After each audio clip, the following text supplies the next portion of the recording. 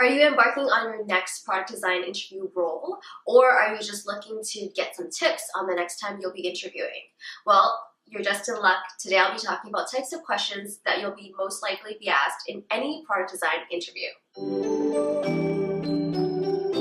And before I start, I just want to thank all of you who reached out with your kind messages, either on LinkedIn or in the comments below, or even in person. To shout out Marielle and Izzy from the Hexagon UX Mentorship Program. Thank you so much for coming up to me and chatting with me. And please keep feeding me all the questions that you want me to talk about. I'm not an expert. I don't claim to be one. I am just a product designer who has worked and lived through some of these things and are able to give you my perspective, what I find to be helpful as someone sitting on the other side of the interviewing table, or even on your side where I was interviewing. And so I hope these tips are helpful to you, and do let me know if you have any other questions or any other topics you want me to talk about in the future.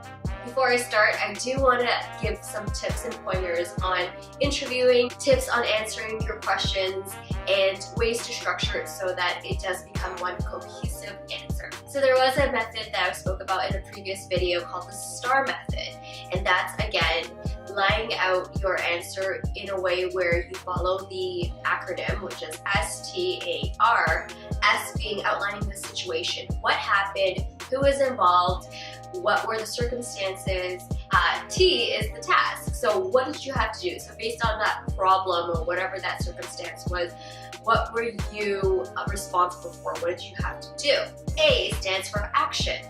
What action did you take? Yes, you had a problem. Yes, you had tasks, but what did you actually do after those things unfolded? And then R is the result. So what happened after you took the action or actions in response to your task and the situation? If you loosely follow that format in your answers, it will feel more cohesive to the other person interviewing you, and it will just really solidify your full-on answer format. Another major thing that I always probe for in interviews is the why. So remembering before you answer the so what, the why of the question. So it's like, oh, tell us about your biggest accomplishment. Okay, my biggest accomplishment was climbing Mount Everest. Okay, that's a great accomplishment, but why was it particularly your biggest accomplishment? And why was it important to you? And I think that's something that you have to keep in mind, because to the interviewer, they don't really care about the actual answer, but they care about the reason behind it. Two answers could be exactly the same from two different candidates. Let's say, tell us about your biggest accomplishment. Climbing Mount Everest and climbing Mount Everest. So two exact same answers, but one is climbing Mount Everest because I had broken both my legs and went to rehab for a year and was told I was never going to be able to walk again. But I overcame all circumstances and trained really hard for 5 years and was able to climb Mount Everest. Versus, what was your biggest accomplishment? Climbing Mount Everest. Well, I just thought it was really hard to do, and then I said that I could do it, and then I did it. So those two, the whys one is a bit more compelling and one tells you a little bit more about the character, and it does weave in a narrative, and that's another thing that I want you to remember when you are answering these questions is remembering the storytelling behind it. Answers are always more compelling, and especially when it comes to product design. Alright, now let me preface that most likely you'll be going through a series of interviews when you are interviewing for a product design role. It'll range from anywhere between 2 to at least 4 or 5 even rounds of interviews. These are more generic types of questions that you'll be asked in any stage of your interview. The first type of question that you'll most likely be asked, how you dealt with people, because as a designer, you will work with many people, and so it's important for the interviewee to understand how you work with others. And so you'll get questions like, tell me about a time ... that, and they'll ask anything from like, tell me about a time where you had a conflict with somebody and how you managed to resolve it. Tell me about a time you had to work under a tight deadline and how you felt. and what you were able to deliver. Tell me about something you had to do even though you weren't fully bought in, but did anyways. And these types of questions give the interviewee a chance to understand you and the way that you deal with interpersonal conflict or relationships. Will tell the interviewer, hey, if this person faces this circumstance again, how will they most likely deal with it? And there are ways that you can really gloss over and give a cookie cutter answer to these things, but don't. Be honest. And I think the more authentic you are and the more introspective you are about these situations in terms of like employers are looking for honesty, authenticity, and what will you bring into future situations. The next type of question, which is probably one that is maybe a little bit more nerve-wracking for folks, is the technical questions. And this has to do with your portfolio, this has to do with more hands-on technical skills. The major technical question when it comes to UX and product design interviews is walking through your portfolio. Now, I'm gonna make a whole separate video about portfolios, what you should include, what you shouldn't include, but this is more so about walking through your portfolio with the interviewer. What are they looking for? Well, they're looking for your design process. Yes, do you have one? Blah, blah, blah. I spoke about it in a separate video, which I'm gonna link over here. But also they're gonna be asking you questions about why behind it. So make sure when you are walking through your portfolio examples that you are sort of giving a bit of context to every step. We're looking for your problem solving at every step of the way. If you chose to do usability testing, why? Why did you choose to do it over surveying or ethnographic research or even competitive analysis? And this is not a time where you need to be, you need to feel afraid that, oh, like I did do all the steps. It's actually better to provide some of the constraints that you had to work with, because then that gives us an idea like you can work with constraints, that you didn't work in a perfect world, because most likely we can't provide you another perfect world situation to work with. And we love to hear about some of the struggles, behind some of the portfolio examples. This is where you can kind of weave in those behavioral questions and give those little tidbits of information to the interviewer.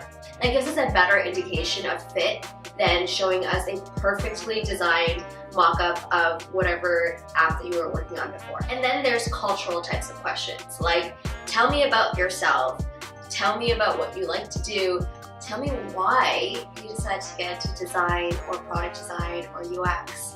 And that again is more about a cultural fit, not only for the entire company as a whole, but for the design team, or if you're just going to be the one person, what design culture you will be bringing to the company. Something that I always ask is what interests you about product design and UX, because with the emergence of UX as a new industry that is burgeoning and lots of jobs are being created in this space, we are seeing a lot of folks that are pivoting into UX, albeit for whatever reasons it is, but it really shows and it really sets apart the candidates that have shifted to product design or UX design, because they are innately passionate and not just chasing whatever the next new hot tech job is. And so if you are able to articulate why you really enjoy UX and product design and kind of bring that backstory into your pivot or your interest or your career choice, it'll help us understand, what you will be bringing to the design culture and design team at the company. Remember, passion shows. There's times where folks will be like, well, I just started, this person has many more years than me, it's going to be hard for me to find a job. There's nothing worse than pitting yourself against failure when you haven't even started. So go in with an attitude that you are just competing against yourself, that you can bring the best foot forward into these interviews, and that you're passionate and that you are prepared to do the work that it takes to be a designer. A lot of companies will ask this cultural fit question, and that is, why our company? And that's not because they want to hear some sort of compliment about their company, although that will help, but they want to understand why you chose them specifically. And this is where you need to do your research, which I've spoken about before, is please do your research before you come into a company. There's nothing worse than saying, I'd like to do what the app is currently doing. Like it's a learning languages app. I like to learn languages. that is not compelling. I'm so sorry, it's not compelling. So great, if you love to learn languages, you can do that without working here. But what is it about working with us that excites you? You know, a better answer to that would be, you know, I have learned languages through your app and, you know, have gone to countries where I was able to converse with people, and that feeling makes me so invigorated, makes me so happy, rewarded, and I want to give that feeling to others through working on this app or working at this company. That is much more compelling. So don't just say, I like what the app does. Great, cool, you could do that. You can use it without working here. But remember to look up the company, see what they're doing, see what their vision is. If they don't have a vision posted, ask them what their vision is. But make sure that your visions are aligned and that you touch upon it, because that tells the company that you are invested for the long term. Alright, so just to recap, the 3 types of questions that you're going to be getting in the product design interview is behavioral, cultural, and technical. So make sure that you prepare for all 3 types of questions. Make sure that you bring in the why for each answer. Remember, putting the context, why you did a certain thing, not just saying the thing, but decisions that made up that final decision. Using the STAR method to really package your answer in a way that will give the interviewer an idea of like the full situation and context, and maybe any lessons learned that you actually yielded from that situation is helpful to bring up in a conversation too. Alrighty, so those are the types of questions that are asked in most product design interviews. I hope you enjoyed, and don't forget to subscribe or leave me a comment below on what types of questions you were asked in your design interview or are looking forward to answering in your design interviews. Remember to follow me on Instagram or Twitter. I'm pretty active on there as well. And thanks again for watching. I'll see you next time.